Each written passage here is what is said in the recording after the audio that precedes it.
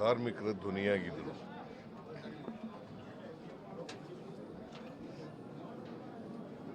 ಅವರು ಭಾಳಷ್ಟು ಕಾರ್ಮಿಕ ಹೋರಾಟಗಳನ್ನು ಮಾಡಿದರು. ನಾನು ಈಗ ಒಂದು ತಿಂಗಳಿಂದ KSRTC ಕಾರ್ಮಿಕರ ಪರವಾಗಿ ಅವರು ಬಂದಿದ್ದರು, ಜಂಟಿ ಕ್ರಿಯಾ ಸಮಿತಿ ಅಧ್ಯಕ್ಷರಾಗಿ ಬಂದಿದ್ದರು. ಮತ್ತು ಸ್ಟಾಫ್ ಆ್ಯಂಡ್ ವರ್ಕರ್ಸ್ ಯೂನಿಯನ್ ಅಧ್ಯಕ್ಷರಾಗಿದ್ದರು KSRTCನಲ್ಲಿ. LICನಲ್ಲಿ ಕೆಲಸದಲ್ಲಿದ್ದರು.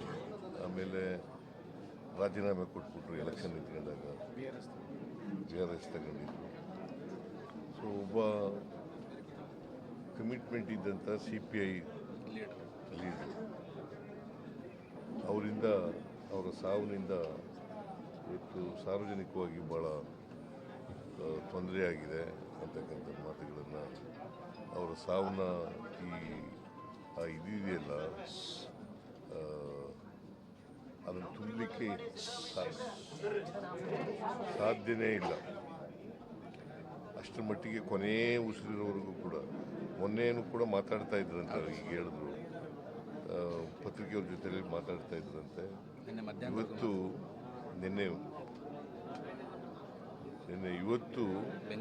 ಹೋರಾಟ ಇಟ್ಕೊಂಡಿದ್ರು, ಅದಕ್ಕೆ ಮುಂದಕ್ಕೆ ಹಾಕಿರ್ಬೇಕು ಅನ್ನೋ ಕಾಣಿಸುತ್ತೆ, ಮುಂದಕ್ಕೆ ಹಾಕಿರ್ಬೇಕು ಅನ್ನುತ್ತೆ.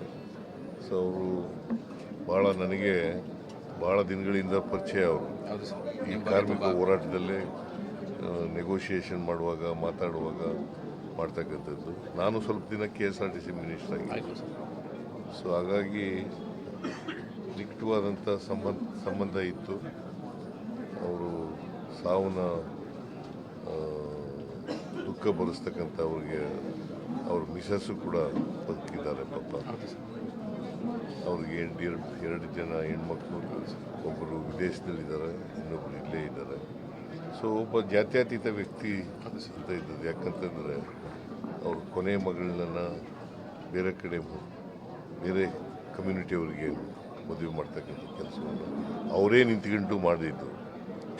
ಸೊ ಅದರಿಂದ ಒಂದು ವ್ಯಾಕ್ಯೂಮ್ ಕ್ರಿಯೇಟ್ ಆಗಿದೆ.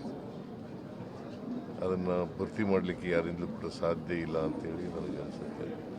ಸೊ ಅಂಥವರು ನಮ್ಮನ್ನಾಗಲಿದ್ದಾರೆ, ಅವರ ಆತ್ಮಕ್ಕೆ ಚಿರಶಾಂತಿ ದೊರಕಲಿ ಅಂತೇಳಿ ನಾನು ಪ್ರಾರ್ಥಿಸ್ತೇನೆ. ಸರ್, ಅವ್ರ ಮಗಳು ಕೂಡ ನಿಮ್ಮ ಹತ್ರ ವಿಶೇಷವಾದಂತಹ ಬೇಡಿಕೆಗಳನ್ನಿಟ್ಟರು. ಒಂದು 38 ತಿಂಗಳ ನಾನು ರಾಮಲಿಂಗ ರೆಡ್ಡಿ ಜೊತೆ ಮಾತಾಡ್ತೀನಿ, ಟ್ರಾನ್ಸ್ಪೋರ್ಟ್ ಮಿನಿಸ್ಟರ್ ಜೊತೆ ಮಾತಾಡ್ತೀನಿ.